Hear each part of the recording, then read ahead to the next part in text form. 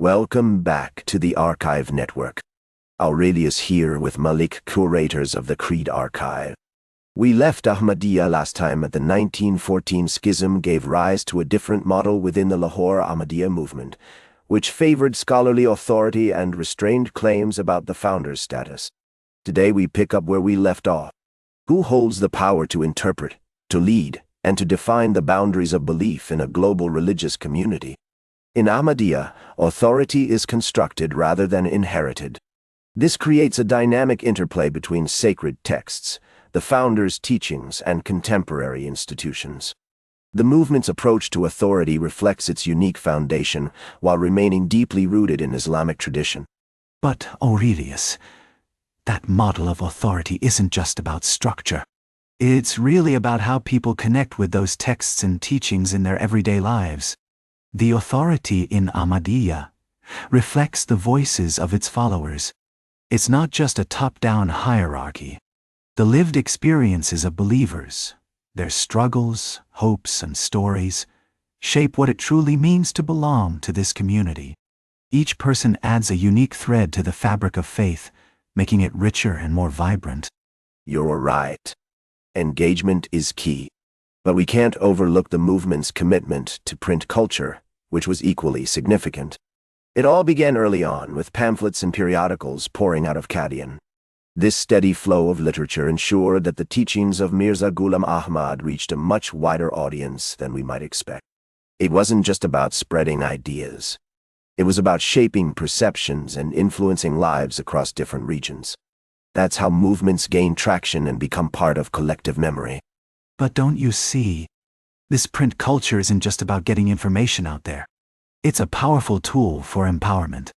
By making religious texts accessible to everyone, the movement gives people the chance to interpret and engage with their faith on their own terms. That really shifts the balance of power. Instead of a handful of scholars holding all the keys, now an entire community can dive in, ask questions, and find their own paths in faith. True, but traditional authority still plays a role in shaping beliefs. Unlike some Muslim traditions where clergy form a separate class, Ahmadi clergy blend classical learning with modern disciplines. This unique training ensures they become not just scholars but also effective communicators. It fosters a diverse engagement with doctrine, allowing for a richer dialogue within the community. We see how this adaptability helps navigate contemporary issues, bridging the gap between tradition and modernity, which is essential for growth. Aurelius, that's a crucial point, but it overlooks some important implications. By having an elected leadership, the Ahmadiyya movement really democratizes authority. This setup allows them to adapt and respond to the unique needs of local communities. Plus, their clerical structure creates a strong sense of belonging. In contrast, rigid hierarchies can often stifle those connections. It's about people feeling empowered and valued, not just following orders from above. The elective caliphate illustrates that flexibility we often overlook. Established in 1908, it serves not just as a spiritual guide, but also as an administrative leader. This office takes charge of missions and charitable efforts, ensuring that doctrine stays relevant and practical. It's a modern twist on religious authority, distinctly different from many historical models we're familiar with. By adapting to contemporary needs, it reflects how leadership can evolve while still retaining its core purpose. But that adaptation doesn't come without challenges. The councils and federated bodies you mentioned are crucial for governance. They're meant to reflect the community's needs and keep a check on administrative power. Still, I worry they can end up feeling bureaucratic. When that happens, they risk becoming distant from the very individuals they're supposed to serve. We need to remember that behind every decision is a person, someone with hopes and struggles that can get lost in the shuffle. A valid concern. The structure of local jama'ats is designed to allow for community input, which is essential. Elected officials report upward, creating a system of accountability that we can rely on. This bureaucratic approach strives for consistency across the globe. Now, that's no small feat when you consider the vast diversity of the movement. Each local Jama'at reflects unique cultural nuances, and balancing those differences while maintaining a unified front is a challenge we must navigate carefully.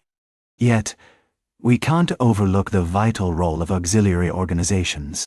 They're not just groups. They're lifelines for moral education and community service.